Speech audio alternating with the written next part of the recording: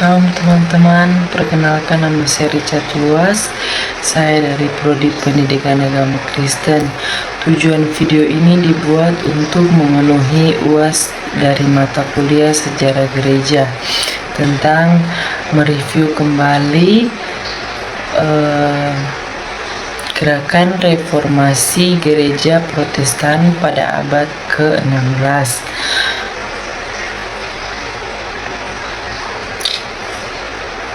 Sebelum reformasi ini terjadi pada tahun 1517, Gereja Katolik Roma memiliki pengaruh yang sangat besar dalam kehidupan masyarakat, terkhususnya masyarakat Eropa. Gereja tidak hanya mengatur urusan keagamaan, tetapi juga memiliki kekuasaan dalam bidang politik, ekonomi, dan sosial. Pada masa itu, Paus mempunyai kewenangan yang sangat luas, bahkan dapat mempengaruhi pemerintahan kerajaan. Namun, seiring berjalannya waktu, muncul berbagai penyimpangan seperti gaya hidup mewah para pejabat gereja, praktik nepotisme, dan pejabat yang paling terkenal adalah penjualan indulgensia atau surat pengampunan dosa.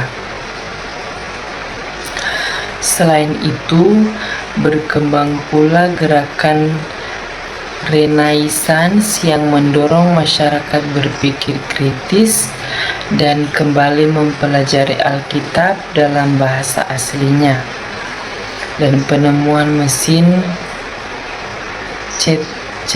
cetak oleh Johannes Gutenberg juga membuat Alkitab semakin mudah diakses masyarakat, sehingga mereka mulai membandingkan ajaran Alkitab dengan praktik gereja pada waktu itu. 3 faktor penyebab reformasi. Ada 3 faktor utama yang mendorong terjadinya reformasi gereja. Yang pertama, faktor sosial dan politik pada abad ke-16, dan muncul ketegangan antara kekuasaan Paus dan para penguasa lokal, terutama di wilayah Jerman.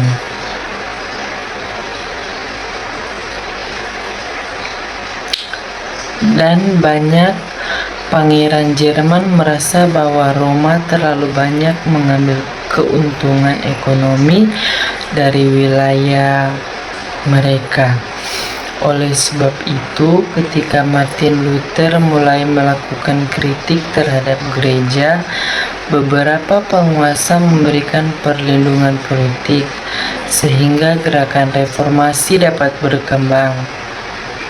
Nah, kedua, kondisi internal gereja, seperti banyak pejabat gereja lebih mengejar kekayaan daripada melayani umat. Dan praktik penjualan indulgensia menjadi simbol penyimpangan tersebut. Johann Testel bahkan mengajarkan bahwa pengampunan dosa dapat diperoleh melalui pembayaran uang, dan hal inilah yang kemudian dikritik keras oleh Martin Luther melalui 95 tesisnya. Ketiga, pengaruh humanisme dan Renaissance. Gerakan ini membawa semangat ada Fontes atau kembali kepada sumber asli.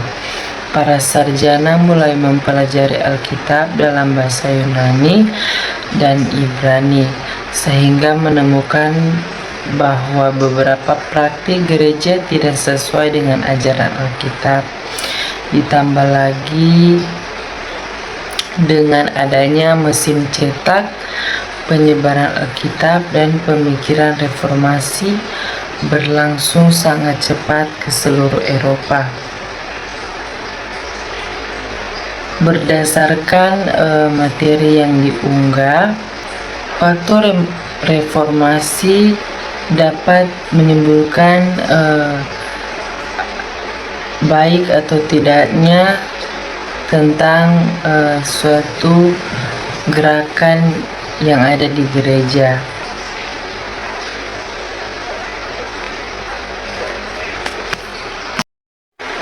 Nah, dan juga tokoh-tokoh reformasi yang paling terkenal adalah Martin Luther. Pada tanggal 31 Oktober 1517, Luther menempelkan 95 tesis di pintu gereja Kastil Wittenberg sebagai bentuk protes terhadap penjualan indulgensia. Luther mengajarkan bahwa manusia diselamatkan hanya oleh iman kepada Yesus Kristus, bukan oleh perbuatan baik ataupun pembayaran kepada gereja. Ia juga menegaskan bahwa Alkitab merupakan otoritas tertinggi dalam kehidupan orang percaya dan setiap orang memiliki akses langsung kepada Tuhan tanpa harus melalui perantara gereja. Tokoh berikutnya adalah Ulrich Zwingli dari Swiss. Zwingli memiliki pandangan yang lebih radikal dibanding Luther.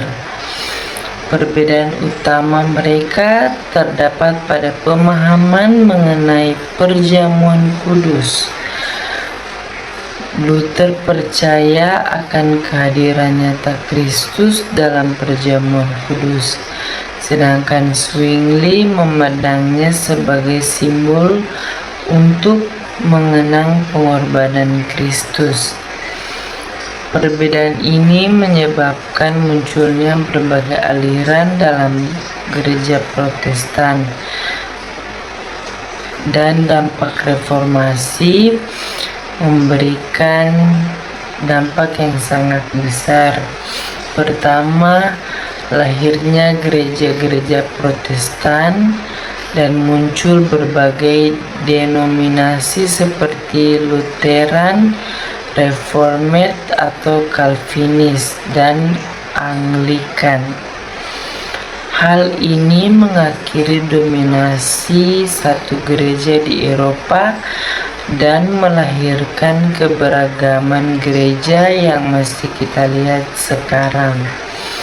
Kedua, perubahan politik reformasi mempercepat lahirnya negara-negara modern, dan kekuatan paus dalam bidang politik semakin berkurang, sementara para raja memperoleh kedaulatan yang lebih besar dalam mengatur negaranya.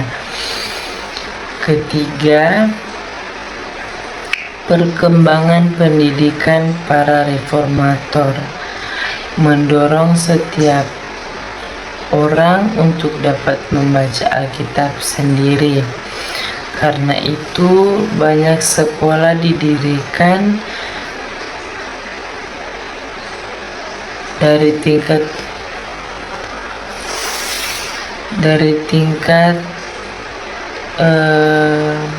literasi masyarakat meningkat.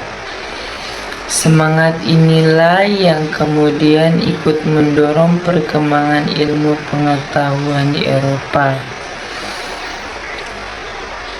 Sebagai penutup, dapat disimpulkan bahwa reformasi gereja merupakan salah satu peristiwa paling penting dalam sejarah kekristenan.